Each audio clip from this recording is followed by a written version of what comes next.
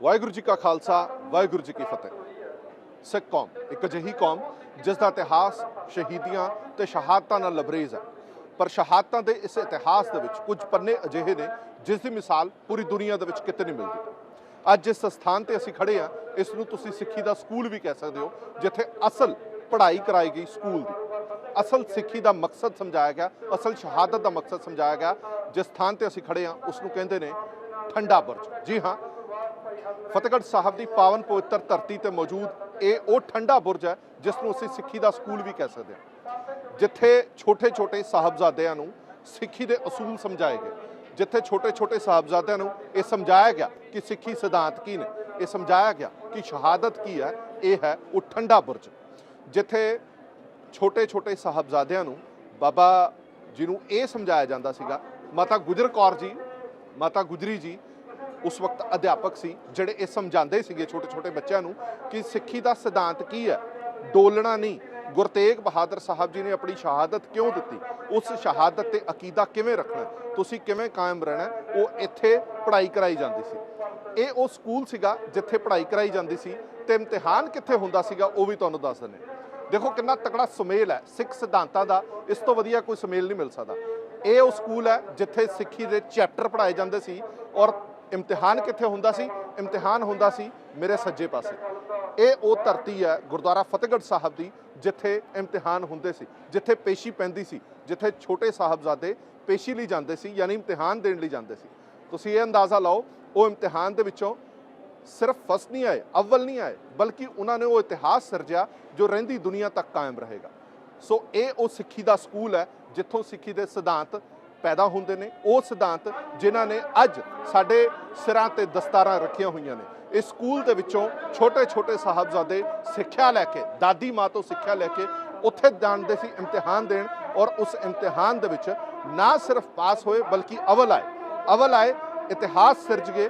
अज साडे सिरां ते जड़ियां दस्तारां ने वो उस इम्तिहान दे विचों पास होण करके वो दस्तारां ने। सो गुरुद्वारा फतेहगढ़ साहब वो इतिहासिक पावन पवित्र धरती जिथे पूरी दुनिया नतमस्तक होने लई आती है। दसंबर के दिनों को शहादत के दिन कहे जाते हैं, शहीदी पंद्रवाड़ा असीं मनाते हैं। छोटे छोटे साहबजादे ने जिहड़ी शहादत इत्थे दित्ती है उसकी उदाहरण पूरी दुनिया दे विच किते नहीं मिलती। पूरी दुनिया दे विच वख-वख इतिहास होणगे, वख-वख धर्मां दे इतिहास होणगे, पर अजिही उदाहरण पूरी दुनिया च तुहानूं किते नहीं मिलनी। यानी हरपाल सिंह जी हैड ग्रंथी साहब ने, मुख सेवादार ने गुरुद्वारा फतेहगढ़ साहब के साथ मौजूद ने। वाहिगुरू जी का खालसा वाहिगुरू जी की फतेह। एक सेहरा इन्हां दे सिर ते जरूर बजदा है, जिहड़ा उपराला इन्होंने कुछ साल पहला शुरू किया, वो उपराला इन्ना वड्डा हो गया, वो लहर इन्नी वड्डी हो गई, सारा साल लोग इंतजार करते हैं, संगत इंतजार करती है कि वो सफ़र कदों शुरू होएगा। वो सफ़र जो असी अब हंडावांगे, जो असी महसूस करांगे कि छोटे साहबजादे माता गुजर कौर जी ने किस तरीके दे नाल वो सारा बरतांत जिहड़ा वरतिया उन्होंने उत्ते, वो संताप जिहड़ा उन्होंने हंडाया होना, वो एहसास किवें कीता होना, उसकी उड़ीक जिहड़ी वो हर साल की जाती है। वाहे खालसा वाहिगुरू जी की फतेह जी। जिवें मैं शुरुआत दे विच कहा कि एक सेहरा तो तुहाडे सिर बनदा कि जिहड़ा तुसीं वो सफ़र शुरू किया, जिस सफ़र की सारा साल इंतजार आती है। ये छोटा जिहा मैं एक पहला थोड़े तो सुनिया, ये तुहाडे मन दे विच फुरना किवें आया कि किवें आपां वो चीज़ नूं दोबारा हंडाईए तां जो लोग उत्थे बैठ के महसूस करन कि साडा इतिहास की है। वीर हरप्रीत सिंह जी, एक्चुअली इस सफ़र की शुरुआत गुरु नानक साहब ही करते हैं। असीं ते सारे मुसाफर हाँ, गुरु करे असीं वो राह ते तुर सकीए। जदों बाबर नूं जाबर कहंदे आ, जदों सुखां दा राह छड्ड के जेल नूं भी जांदे ने, त्याग दा राह, कुर्बानियां दा राह, इस राह दे पांदी गुरु अर्जन साहब जी साडी अगवाई करते हैं, जिहड़े सिंघासन तो तत्ती तवी वल नूं जांदे ने। गुरु तेग बहादुर महाराज मील पत्थर कायम करते हैं, जिहड़े आनंदां दी पूरी छड्ड के ते चांदनी चौक नूं तुरदे आ। कलगीधर पातशाह ते उन्हां दे लाल इस सफ़र की अगवाई साडी करते हैं। असीं यतन करिए कि उन्हां दे हम सफ़र होके उन्हां दे कदम चिन्हां ते तुरीए।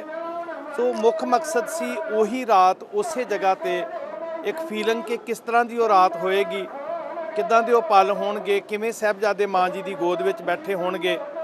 ठंडे बुरज की सरदल ते खड़ के ही मन च विचार आया सी कि उन्हां रातां नूं उसे जगह ते बैठ के घड़ी गुरु गुरु जप के अपने अंदर उतरन का यतन करिए ताकि असी फील कर सकीए उस वो पलां नूं।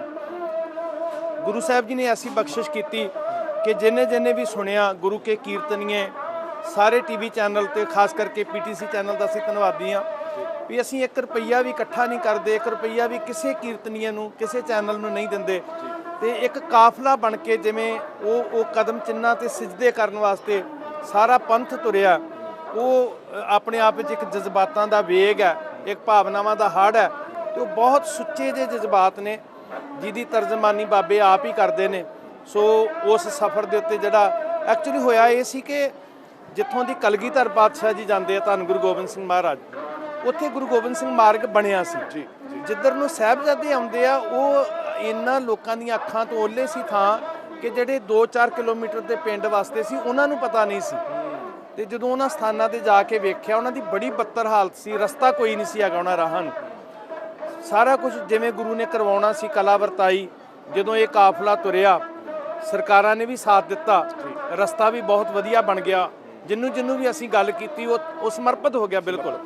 ਸੋ ਪਹਿਲੀ ਰਾਤ ਸਾਹਿਬਜ਼ਾਦਿਆਂ ਦੀ 7 ਪੋਹ ਦੀ ਰਾਤ ਜਦੋਂ ਕਲਗੀਧਰ ਪਾਤਸ਼ਾਹ ਜੀ ਚਮਕੌਰ ਦੀ ਗੜੀ ਵਿੱਚ ਨੇ, ਮਾਂ ਗੁਜਰੀ ਜੀ ਛੋਟੇ ਲਾਲਾਂ ਸਮੇਤ ਬਾਬਾ ਜ਼ੋਰਾਵਰ ਸਿੰਘ ਬਾਬਾ ਫਤਿਹ ਸਿੰਘ ਸਮੇਤ ਉਹ ਪਹਿਲੀ ਰਾਤ ਬਾਬਾ ਕੁੰਮੇ ਮਾਸਕੀ ਦੀ ਸ਼ਾਨ 'ਚ ਪਹੁੰਚਦੇ ਆ ਤੇ ਉਹ ਕੱਖਾਂ ਦੀ ਛੱਪਰ ਧੰਨ ਹੋ ਜਾਂਦੀ ਹੈ, ਸਾਡੇ ਵਾਸਤੇ ਤੀਰਥ ਬਣ ਜਾਂਦੀ ਹੈ ਜਿੱਥੇ ਇੱਕ ਚੰਗੇ ਜਜ਼ਬਾਤਾਂ ਵਾਲਾ ਚੰਗੀ ਭਾਵਨਾ ਵਾਲਾ ਮੁਸਲਮਾਨ ਬੈਠਾ ਹੈ।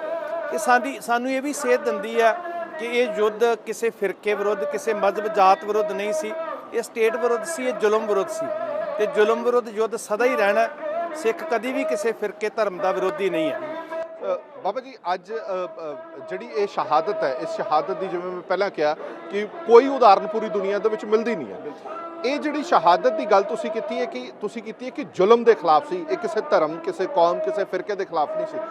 ਸੋ ਇਹ ਸ਼ਹਾਦਤ ਦਾ ਮੁੱਲ ਤੁਹਾਨੂੰ ਲੱਗਦਾ ਕਿ ਸਾਨੂੰ ਸਾਰਿਆਂ ਨੂੰ ਪਾਉਣਾ ਚਾਹੀਦਾ? ਅਸੀਂ ਇਸ ਨੂੰ ਸਿੱਖੀ ਦੇ ਨਾਲ ਸੀਮਤ ਕਰਕੇ ਨਹੀਂ ਦੇ ਸਕਦੇ। ਅੱਜ ਕੇਂਦਰ ਸਰਕਾਰ ਦੇ ਵਿੱਚ ਚਰਚਾ ਚੱਲ ਰਹੀ ਹੈ ਕਿ ਇਸ ਨੂੰ ਬਾਲ ਦਿਵਸ ਵਜੋਂ ਮਨਾਇਆ ਜਾਵੇ। ਇਹ ਸ਼ਹਾਦਤ ਇੰਨੀ ਵੱਡੀ ਹੈ, ਇਹਨੂੰ ਪੂਰਾ ਮੁਲਕ ਹੈ ਜਿਹੜਾ ਇੱਕ ਬਾਲ ਦਿਵਸ ਵਜੋਂ ਮਨਾਇਆ ਜਾਵੇ। ਪਰ ਕੁਝ ਲੋਕ ਇਤਰਾਜ਼ ਕਰਦੇ ਨੇ ਕਿ ਇਹ ਬਾਲ ਨਹੀਂ ਨੇ, ਇਹ ਸਾਡੇ ਬਾਬੇ ਨੇ, ਇਹ ਬਾਬੇ ਨੇ ਜਿਨ੍ਹਾਂ ਨੂੰ ਤੁਸੀਂ ਬਾਲ ਦਿਵਸ ਨਹੀਂ ਕਹਿ ਸਕਦੇ ਜਾਂ ਬਾਲ ਨਹੀਂ ਕਹਿ ਸਕਦੇ। ਇਹ ਥੋੜ੍ਹਾ ਜਿਹਾ ਤੁਸੀਂ ਸਾਨੂੰ ਵਰਣਨ ਕਰੋਗੇ? ਕਿਉਂਕਿ ਮੈਨੂੰ ਯਾਦ ਹੈ ਚੰਗੀ ਤਰ੍ਹਾਂ ਕੁਝ ਸਾਲ ਪਹਿਲਾਂ ਵੀ ਤੁਸੀਂ ਇਹ ਗੱਲ ਕਹੀ ਸੀ ਕਿ ਤੁਸੀਂ ਬਾਲ ਨਾ ਕਹੋ, ਇਹ ਸਾਡੇ ਬਾਬੇ ਨੇ। ਵੇਖੋ ਵੀਰ ਹਰਪ੍ਰੀਤ ਸਿੰਘ ਜੀ, ਇਹ ਨਜ਼ਰੀਆ ਠੀਕ ਹੈ, ਮੈਂ ਕਿਸੇ ਦੀਆਂ ਭਾਵਨਾਵਾਂ ਤੇ ਸ਼ੱਕ ਨਹੀਂ ਕਰਦਾ, ਪਰ ਇਹੀ ਨਜ਼ਰੀਆ ਵਜ਼ੀਦੇ ਦਾ ਸੀ ਜਿਹੜਾ ਸਾਹਿਬਜ਼ਾਦਿਆਂ ਨੂੰ ਬਾਲ ਸਮਝ ਰਿਹਾ ਸੀ, ਬੱਚੇ ਕਿਉਂਕਿ ਉਹ ਉਮਰਾਂ ਦੇ ਤਕਾਜ਼ੇ ਲਾ ਰਿਹਾ ਸੀ, ਉਹ ਵਜੂਦ ਵੇਖ ਰਿਹਾ ਸੀ, ਉਹ ਅੰਦਰ ਗੈਰਤਮੰਦ ਜ਼ਮੀਰ ਨਹੀਂ ਸੀ ਵੇਖ ਰਿਹਾ, ਉਹ ਅੰਮ੍ਰਿਤ ਦੀ ਸ਼ਕਤੀ ਨਹੀਂ ਸੀ ਵੇਖ ਰਿਹਾ, ਉਹ ਰੂਹਾਨੀ ਬਲ ਨਹੀਂ ਸੀ ਵੇਖ ਰਿਹਾ ਜਿਹੜਾ ਗੁਰੂ ਗੋਬਿੰਦ ਸਿੰਘ ਦੇ ਪੁੱਤਰਾਂ ਦੇ ਅੰਦਰ ਹੈ। ਤੇ ਜੇ ਅਸੀਂ ਉਮਰਾਂ ਦੇ ਤਕਾਜ਼ੇ ਲਾਉਣਾ ਤੇ ਫਿਰ ਸਾਨੂੰ ਸੋਚਣਾ ਪਏਗਾ ਵੀ ਸਾਡਾ ਨਜ਼ਰੀਆ ਕਿਤੇ ਵਜੀਦੇ ਵਾਲਾ ਤੇ ਨਹੀਂ ਹੈ। ਅਸੀਂ ਉਮਰਾਂ ਕਰਕੇ ਸਨਮਾਨ ਨਹੀਂ ਕਰ ਰਹੇ ਉਹਨਾਂ ਦਾ, ਅਸੀਂ ਸਰਬੰਸ ਕੁੱਲ ਕਰਕੇ ਸਨਮਾਨ ਨਹੀਂ ਕਰ ਰਹੇ, ਅਸੀਂ ਉਹਨਾਂ ਦੀ ਵੱਡੀ ਕਰਨੀ ਕਰਕੇ ਉਹਨਾਂ ਦਾ ਸਨਮਾਨ ਕਰ ਰਹੇ ਹਾਂ। ਤੇ 100 ਸਾਲ ਦਾ ਬਜ਼ੁਰਗ ਭਾਵੇਂ ਹੋ ਜਾਏ ਉਹ ਵੀ ਬਾਬਾ ਜੀ ਕਹਿ ਕੇ ਬੁਲਾਏਗਾ, ਬਾਲ ਨਹੀਂ ਕਹਿ ਸਕਦਾ। ਸਾਡੀ ਜ਼ੁਬਾਨ ਕਦੀ ਵੀ ਆਪਣੇ ਆਪ ਨੂੰ ਵੱਡਾ ਤੇ ਉਹ ਪਵਿੱਤਰ ਰੂਹਾਂ ਨੂੰ, ਉਹ ਸ਼ਖਸੀਅਤਾਂ ਨੂੰ ਬੱਚੇ ਨਹੀਂ ਕਹਿ ਸਕਦੀ, ਕਿਉਂਕਿ ਉਹਨਾਂ ਦੀ ਕਰਨੀ ਦੀ ਵੱਡੀ ਜਿਹੜੀ ਆ ਉਹ ਰੁਤਬਾ ਹੈ, ਉਮਰਾਂ ਦਾ ਰੁਤਬਾ ਨਹੀਂ ਹੈ। ਸੋ ਮੈਂ ਤੇ ਇਹ ਬੇਨਤੀ ਕਰਾਂਗਾ ਭਾਰਤ ਵਰਸ਼ ਦੇ ਲੋਕਾਂ ਨੂੰ। ਦੂਸਰੀ ਗੱਲ ਕਿ ਇਸ ਕੁਰਬਾਨੀ ਨੂੰ ਵਾਕਈ ਫਿਰਕਿਆਂ ਮਜ਼ਹਬਾਂ ਨਾਲ ਜੋੜ ਕੇ ਨਹੀਂ ਵੇਖਿਆ ਜਾ ਸਕਦਾ, ਨਾ ਹੀ ਰਾਸ਼ਟਰਵਾਦ ਦੀਆਂ ਕੰਧਾਂ 'ਚ ਕੈਦ ਕੀਤਾ ਜਾ ਸਕਦਾ। ਠੀਕ ਹੈ, ਉਹਦਾ ਲਾਹਾ ਜਿਹੜਾ ਭਾਰਤ ਨੂੰ ਮਿਲਿਆ, ਇੱਥੋਂ ਜ਼ੁਲਮ ਦਾ ਨਾਸ਼ ਹੁੰਦਾ, ਪਰ ਉਹਦੀ ਪ੍ਰੇਰਨਾ, ਉਹਦਾ ਸਿਧਾਂਤ, ਉਹਦੀ ਸਿੱਖਿਆ ਉਹ ਕੁੱਲ ਮਾਨਵਤਾ ਵਾਸਤੇ ਹੈ। ਉਹ ਰਾਸ਼ਟਰ ਦੀਆਂ ਵਲਗਣਾਂ 'ਚ ਕੈਦ ਨਹੀਂ ਹਨ। ਇੱਥੋਂ ਤੱਕ ਕਿ ਸਿੱਖਾਂ ਵਾਸਤੇ ਵੀ ਕੈਦ ਨਹੀਂ ਹਨ ਕਿ ਸਿੱਖ ਕਹਿਣ ਕਿ ਸਾਡਾ ਹੀ ਕਬਜ਼ਾ ਹੈ। ਸਾਰੀ ਮਾਨਵਤਾ ਮੇਰੇ ਕੋਲ ਇੱਥੇ ਹਰ ਧਰਮ ਦੇ ਲੋਕ ਆਉਂਦੇ ਆ ਤੇ ਜਦੋਂ ਭਾਵੁਕਤਾ ਨਾਲ ਉਹ ਸੁਣਦੇ ਆ ਤੇ ਅੱਖਾਂ ਪਰਲ ਵਹਿ ਤੁਰਦੀਆਂ ਨੇ। ਮਤਲਬ ਇਹ ਉਹ ਜਜ਼ਬਾਤੀ ਸਾਕਾ ਹੈ ਜਿਹੜਾ ਹਰ ਦਿਲ ਨੂੰ ਟੁੰਬਦਾ। ਤੋਂ ਮੈਂ ਬੇਨਤੀ ਕਰਾਂਗਾ ਜ਼ਰੂਰ ਭਾਰਤ ਸਰਕਾਰ ਨੂੰ ਵੀ ਤੇ ਸਾਰੇ ਜ਼ਿੰਮੇਵਾਰ ਵੀਰਾਂ ਨੂੰ ਕਿ ਠੀਕ ਹੈ, ਤੁਹਾਡੀਆਂ ਜਜ਼ਬਾਤ ਭਾਵਨਾਵਾਂ ਹੋ ਸਕਦੀਆਂ ਪਵਿੱਤਰ ਹੋਣ, ਪਰ ਇਹ ਨਾ ਸੋਭਾਜਨਕ ਨਹੀਂ ਹੈ ਕਿ ਬਾਲ ਕਹਿ ਕੇ ਬੱਚੇ ਕਹਿ ਕੇ ਬੁਲਾਇਆ ਜਾਏ। ਉਹ ਮਹਾਨ ਸੂਰਮੇ ਨੇ ਤੇ ਪੰਥ ਦੇ ਬਾਬਾ ਜੀ ਹਨ, ਉਹਨਾਂ ਦੀ ਉਸ ਪ੍ਰੋੜਤਾ ਨੂੰ ਜਿਹੜਾ ਉਹ ਜ਼ਰੂਰ ਧਿਆਨ 'ਚ ਰੱਖਿਆ। ਠੀਕ ਹੈ ਜੇ ਬਾਬਾ ਜੀ ਅੱਜ ਦੇ ਸੰਦਰਭ 'ਚ ਅਸੀਂ ਗੱਲ ਕਰੀਏ, ਤੁਹਾਡੇ ਕੋਲ ਬਹੁਤ ਸਾਰੇ ਨੌਜਵਾਨ ਆਉਂਦੇ ਨੇ, ਬਹੁਤ ਸਾਰੇ ਲੋਕ ਆਉਂਦੇ ਨੇ, ਵੱਖ-ਵੱਖ ਧਰਮਾਂ ਫਿਰਕਿਆਂ ਦੇ ਲੋਕ ਆਉਂਦੇ ਨੇ।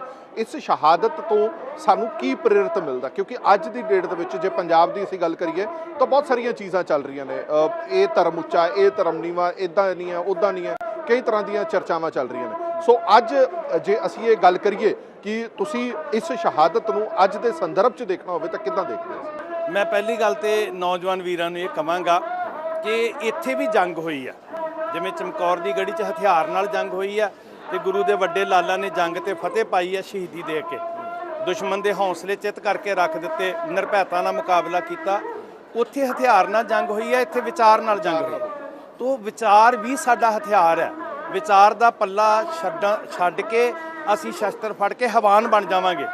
ਸੋ ਗੁਰੂ ਨਾਨਕ ਦੇ ਘਰ ਜਿਹੜੀ ਹੈ ਨਾ, ਸਿੱਖੀ ਦਾ ਆਗਾਜ਼ ਹੀ ਵਿਚਾਰ ਤੋਂ ਹੁੰਦਾ ਹੈ। ਸਿੱਖੀ ਸਿੱਖਿਆ ਗੁਰ ਵਿਚਾਰ, ਤੋ ਵਿਚਾਰ ਹੀ ਸਾਨੂੰ ਸਿੱਖ ਬਣਾਉਂਦੀ ਹੈ, ਵਿਚਾਰ ਹੀ ਸਾਨੂੰ ਨਿਆਰੇ ਕਰਦੀ ਹੈ। ਓੜਕ ਜਦੋਂ ਜ਼ੁਲਮ ਦੀ ਇੰਤਹਾ ਹੋ ਗਈ, ਗੁਰੂ ਸਾਹਿਬ ਨੇ ਸ਼ਸਤਰ ਫੜੇ, ਸਾਨੂੰ ਹੁਕਮ ਵੀ ਕੀਤਾ ਵੀ ਹੀਲੇ ਮੁੱਕ ਜਾਣ, ਚੁਕਾਰ ਅਜ ਹਮਾ ਹੀਲ ਤੇ ਦਰ ਗੁਜਸ਼ਤ, ਹਲਾਲ ਅਸਤ ਬੁਰਦਨ ਬਾ ਸ਼ਮਸ਼ੀਰ ਦਸਤ। ਹੀਲੇ ਮੁੱਕ ਜਾਣ, ਸ਼ਸਤਰ ਫੜਨੇ ਜਾਇਜ਼ ਹੈ। ਪਰ ਓੜਕ ਜਦੋਂ ਔਰੰਗਜ਼ੇਬ ਦੀ ਰੂਹ ਨੂੰ ਟੁੰਬਿਆ ਤੇ ਗੁਰੂ ਦੇ ਸ਼ਬਦਾਂ ਨੇ ਟੁੰਬਿਆ। ਉਹ ਜ਼ਫਰਨਾਮੇ ਦੇ ਰੂਪ 'ਚ ਜਦੋਂ ਗੁਰੂ ਸਾਹਿਬ ਲਿਖਦੇ ਆ, ਉਹ ਕਲਮ ਦੀ ਤਾਕਤ ਸੀ। ਤੇਗ ਚੁੱਕਣੀ ਜ਼ਰੂਰੀ ਹੈ। ਗੁਰੂ ਸਾਹਿਬ ਨੇ ਵਿਚਾਰ ਦੀ ਰਾਖੀ ਵਾਸਤੇ ਤੇਗ ਦੀ ਵਰਤੋਂ ਕੀਤੀ ਹੈ, ਤਾਂ ਕਿ ਦੁਨੀਆ ਤੇ ਵਿਚਾਰ, ਇਨਸਾਨੀ ਵਿਚਾਰਧਾਰਾ, ਧਰਮ ਦੀ ਵਿਚਾਰਧਾਰਾ ਕਾਇਮ ਰਹਿ ਸਕੇ। ਸੋ ਅਸੀਂ ਸਭ ਤੋਂ ਪਹਿਲਾਂ ਵਿਚਾਰ ਕਰਕੇ ਸਿੱਖ ਬਣਦੇ ਹਾਂ ਤੇ ਸਿੱਖ ਬਣ ਕੇ ਫਿਰ ਫਰਜ਼ ਪਹਿਚਾਨਦੇ ਹਾਂ। ਅੱਜ ਪੂਰੀ ਦੁਨੀਆ ਦੇ ਵਿੱਚ, ਘੱਟੋ ਘੱਟ ਭਾਰਤ ਦੇ ਵਿੱਚ ਵਾਰ-ਵਾਰ ਚਰਚਾਵਾਂ ਹੁੰਦੀਆਂ ਨੇ, ਇੱਕ ਰਾਸ਼ਟਰ, ਇੱਕ ਭਾਸ਼ਾ, ਇੱਕ ਸੁਰਤਾ, ਸਾਰਾ ਕੁਝ ਇੱਕ ਤਰੀਕੇ ਦੇ ਨਾਲ ਕਰਨ ਦੀ ਕੋਸ਼ਿਸ਼ ਕੀਤੀ ਜਾਂਦੀ ਹੈ। ਪਰ ਸਾਡਾ ਭਾਰਤ ਮੁਲਕ ਜਿਹੜਾ ਉਹ ਵੰਨ-ਸੁਵੰਨਤਾ ਹੈਗੀ ਆ, ਉਹ ਇੱਕ ਗੁਲਦਸਤਾ ਜਿਹਦੇ ਵਿੱਚ ਹਰ ਵਰਗ, ਹਰ ਕੌਮ ਹੈ ਜਿਹੜੀ ਉਹ ਉਸ ਗੁਲਦਸਤੇ ਦਾ ਹਿੱਸਾ ਹੈਗੀ ਹੈ। ਸੋ ਅਜਿਹੇ ਦੇ ਵਿੱਚ ਇੱਕ ਘੱਟ ਗਿਣਤੀਆਂ ਹੋਣ ਦੇ ਨਾਤੇ ਤੁਹਾਨੂੰ ਲੱਗਦਾ ਹੈ ਕਿ ਆਪਣਾ ਨਿਆਰਾਪਨ ਹੈ ਜਿਹੜਾ, ਉਸ ਨੂੰ ਸਾਨੂੰ ਸੰਭਾਲ ਕੇ ਰੱਖਣਾ ਚਾਹੀਦਾ? ਕਦੇ ਵੀ ਇਹ ਨਹੀਂ ਹੋਣਾ ਚਾਹੀਦਾ ਕਿ ਸਾਰੇ ਇਕਸਾਰ ਹੀ ਹੋ ਜਾਣ।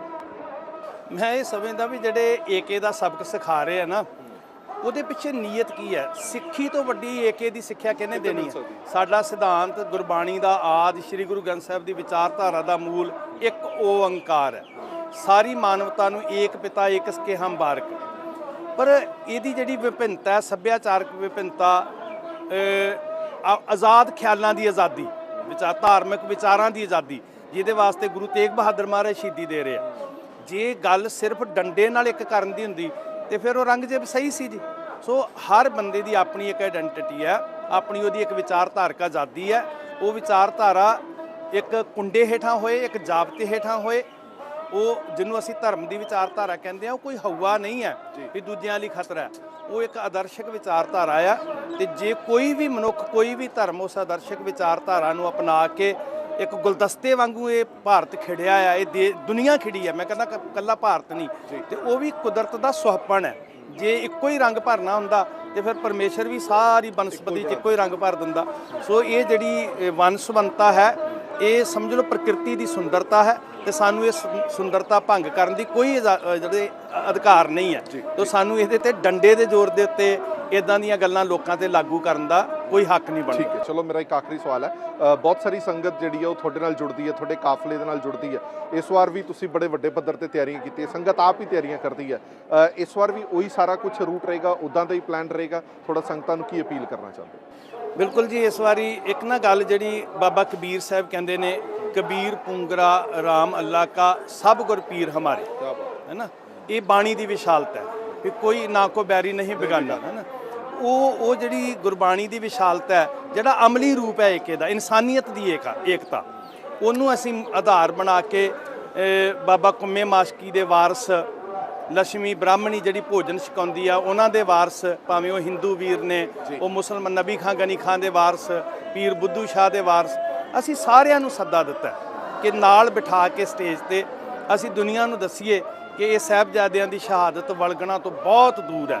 ਤੇ ਦੁਨੀਆ ਦੇ ਲੋਕੋ, ਜੇ ਧਰਮ ਸਿੱਖਣਾ, ਜੇ ਜਿਉਣਾ ਸਿੱਖਣਾ, ਜੇ ਜ਼ੁਲਮ ਦੇ ਵਿਰੁੱਧ, ਜ਼ਬਰ ਦੇ ਵਿਰੁੱਧ ਜੂਝਣਾ ਸਿੱਖਣਾ, ਇਨਸਾਨੀ ਹੱਕਾਂ ਦੀ ਰਾਖੀ ਕਰਨੀ ਸਿੱਖਣੀ ਹੈ, ਤੇ ਆਓ ਸਾਰੇ ਵਿਤਕਰੇ ਛੱਡ ਕੇ ਸਾਹਿਬਜ਼ਾਦਿਆਂ ਤੋਂ ਪ੍ਰੇਰਨਾ ਲਈਏ।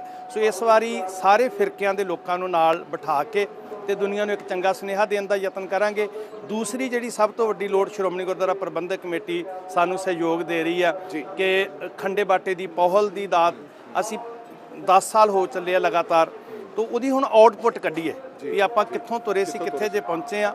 ਵੱਧ ਤੋਂ ਵੱਧ ਨੌਜਵਾਨਾਂ ਨੂੰ ਸਾਹਿਤ ਨਾਲ ਜੋੜੀਏ, ਵਿਚਾਰ ਨਾਲ, ਉਹਨਾਂ ਦੇ ਅੰਦਰ ਦਾਰਸ਼ਨਿਕਤਾ ਆਵੇ, ਉਹਨਾਂ ਨੂੰ ਅਸੀਂ ਕੇਵਲ ਜਜ਼ਬਾਤਾਂ ਦੇ ਨਾਲ, ਠੀਕ ਹੈ ਜਜ਼ਬਾਤ ਸਾਡਾ ਆਧਾਰ ਹੈ, ਅਸੀਂ ਜ਼ੁਲਮ ਵਿਰੁੱਧ ਜੂਝਣਾ, ਉਹ ਸਾਨੂੰ ਗੁਰੂ ਨੇ ਸਿਖਾਇਆ। ਪਰ ਸਭ ਤੋਂ ਵੱਡਾ ਜ਼ੋਰ ਜਿਹੜਾ ਉਹ ਇਸ ਗੱਲ ਤੇ ਹੈ ਕਿ ਸਾਡੇ ਬੱਚੇ ਵਿਚਾਰਸ਼ੀਲ ਹੋਣ। ਜਿਵੇਂ ਸਾਹਿਬਜ਼ਾਦੇ ਸੂਬੇ ਦੀ ਸਭਾ 'ਚ ਖੜ ਕੇ ਦਲੀਲ ਨਾਲ ਜਵਾਬ ਦਿੰਦੇ ਆ ਤੇ ਵੱਡੇ ਵੱਡੇ ਆਲਮ ਫਾਜ਼ਲਾਂ ਦੀ ਜ਼ੁਬਾਨ ਜਿਹੜੀ ਆ ਉਹ ਦੰਦਾਂ ਥੱਲੇ ਆ ਜਾਂਦੀ ਹੈ।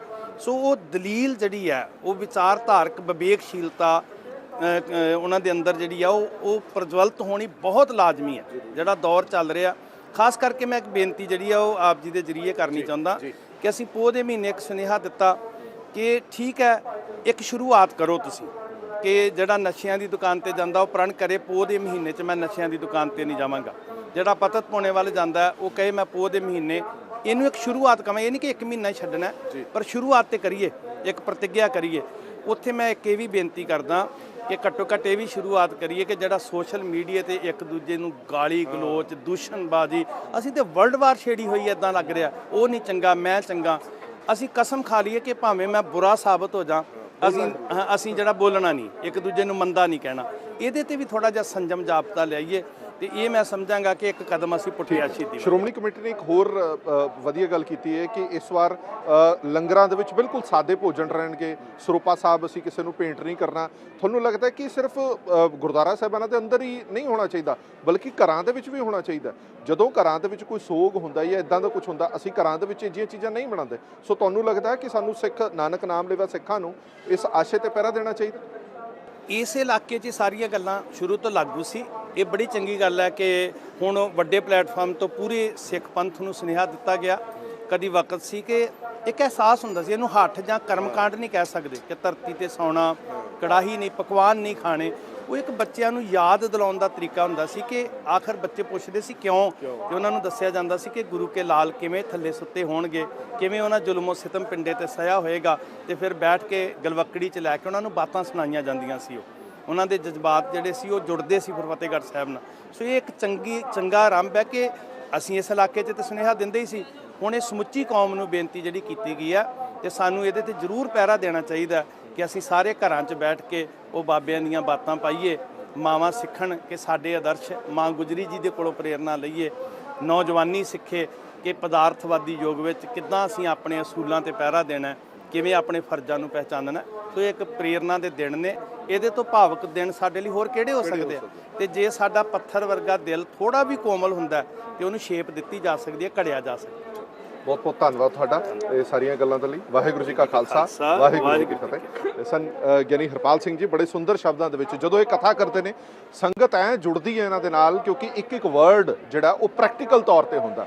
ਆਮ ਤੌਰ ਤੇ ਸਾਡਾ ਇੱਕ ਗਿਲਾ ਜ਼ਰੂਰ ਰਹਿੰਦਾ ਕਿ ਤੁਸੀਂ ਭਾਵਨਾਵਾਂ ਦੇ ਵਿੱਚ ਸੰਗਤਾਂ ਨੂੰ ਓਤ-ਪੋਤ ਕਰ ਦਿੰਦੇ ਹੋ, ਪਰ ਪ੍ਰੈਕਟੀਕਲ ਜਿਹੜੀ ਚੀਜ਼ ਹੈਗੀ ਆ ਉੱਥੋਂ ਕਿਤੇ ਨਾ ਕਿਤੇ ਜਿਹੜਾ ਉਹ ਸੰਗਤ ਟੁੱਟਦੀ ਹੈ। ਪਰ ਜੋ ਇਹਨਾਂ ਨੇ ਅੱਜ ਸਾਡੇ ਨਾਲ ਗੱਲਾਂ ਕੀਤੀਆਂ, ਉਹ ਮੈਨੂੰ ਲੱਗਦਾ ਕਿ ਪ੍ਰੈਕਟੀਕਲ ਤੌਰ ਤੇ ਵੀ ਪੂਰੀ ਤਰ੍ਹਾਂ ਸੰਭਵ ਨੇ। ਇਸੇ ਕਰਕੇ ਹੀ ਇਹ ਉਹ ਧਰਤੀ ਹੈ ਜਿੱਥੋਂ ਸਿੱਖੀ ਦੇ ਸਿਧਾਂਤ ਮਿਲਦੇ ਨੇ। ਮੈਂ ਜਿਸ ਤਰ੍ਹਾਂ ਪਹਿਲਾਂ ਕਿਹਾ ਕਿ ਇਹ ਉਹ ਸਕੂਲ ਹੈ ਜਿੱਥੇ ਸਿੱਖੀ ਪੜ੍ਹਾਈ ਗਈ, ਜਿੱਥੇ ਸਾਨੂੰ ਇਹ ਦੱਸਿਆ ਗਿਆ ਕਿ ਸ਼ਹਾਦਤ ਕਿਵੇਂ ਲੈਣੀ ਹੈ, ਸ਼ਹਾਦਤ ਦਾ ਮਤਲਬ ਕੀ ਹੁੰਦਾ। ਇਹ ਸਾਰੀਆਂ ਚੀਜ਼ਾਂ ਇੱਥੋਂ ਸਿੱਖ ਕੇ ਇਮਤਿਹਾਨ ਉੱਥੇ ਦੇਣ ਜਾਂਦੇ ਸੀ ਸਾਹਿਬਜ਼ਾਦੇ, ਤੇ ਉਹਨਾਂ ਇਮਤਿਹਾਨਾਂ ਦੇ ਵਿੱਚ ਅਵਲ ਆਏ।